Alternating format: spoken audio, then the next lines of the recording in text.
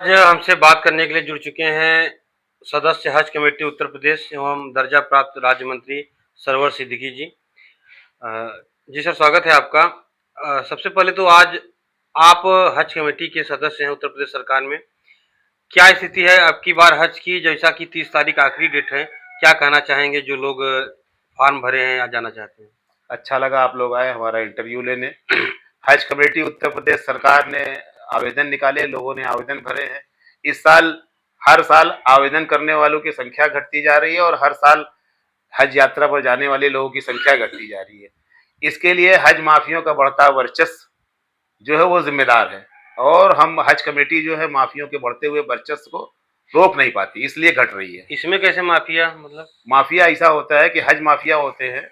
हज माफिया जिस तरह से शिक्षा माफिया होते हैं, मदरसा माफिया होते हैं, मदरसा माफिया भी होते हैं जो हर मदरसे में नियुक्ति के नाम पर 15-15, 20-20 लाख रुपए लेते हैं और दाढ़ी रखे हैं, टोपी रखे हैं मुसलमान के रूप में, और वो फिर अपने ही बिरादरी का ही अपने लोगों का शोषण करते हैं। उसी तरह से हज माफियों का बढ़ता वर्चस्व इसके लिए जिम्मेदार है।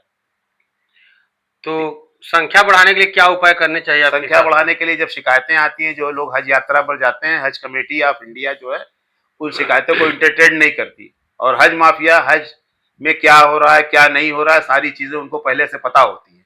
वो जानबूझ के हज यात्रा में परेशानियां उत्पन्न करते हैं।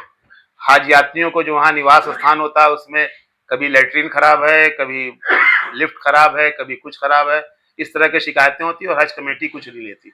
हम लोग हज कमेटी के मेंबर हैं, फिर भी जो इसके सदस्य सचिव लोग हैं हम लोगों को कोई महत्व नहीं देते। साल में 2 बार 3 बार सिर्फ बुलाते हैं और फिर अपने मन से करते हैं और अपने मन से करते जाते हैं। हम लोगों का नियंत्रण जो है हज कमेटी पर नहीं हो पा रहा है। वो हम लोगों की बात नहीं सुनते, क्योंकि अधिकारियों की एक अपनी लॉबिंग होती है, अपना वर्चस्व होता है।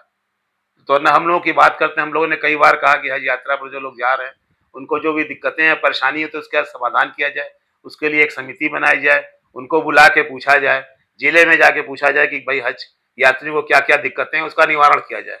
लेकिन चूंकि सरकारी अधिकारी उनको कोई गम नहीं सोचते, इस विभाग में दूसरे विभाग में चले जाएंगे, हमारा कोई कुछ नहीं कर सका। लेकिन योगी जी बहुत तेज हैं, माननीय योगी आदित्यनाथ जब मुख्यमंत्री, जब इनका डंडा चलेगा तो ये सब कोई अधिकारी बचेंगे नहीं, चाहे कितना बड़ा वो अपना आईएएस हो, कितना आईपीएस हो। उपचुनाव को लेकर क्या कहेंगे, जैसा कि 9 सीटों पे उपचुनाव होने वाले 9 सीटों में 8 सीटें निश्चित भारतीय जनता पार्टी के झोली में जाएंगी। भारतीय जनता पार्टी का बढ़ता जनाधार, बढ़ती सदस्य संख्या, भारतीय जनता पार्टी का जनाधार और भारतीय जनता पार्टी जो किए गए कार्य से निश्चित ही 9 में से 8 सीटें भारतीय जनता पार्टी अवश्य जीतेगी।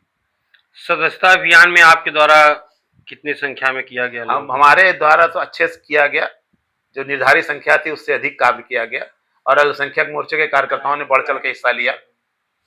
जैसा कि आप भदोही के एक जाने माने नाम हैं और भदोही में लगातार बढ़ते हुए अपराधों के प्रति क्या कहेंगे? कभी गोली चलती है, कभी किसी घर पे बम फेंका जाता है।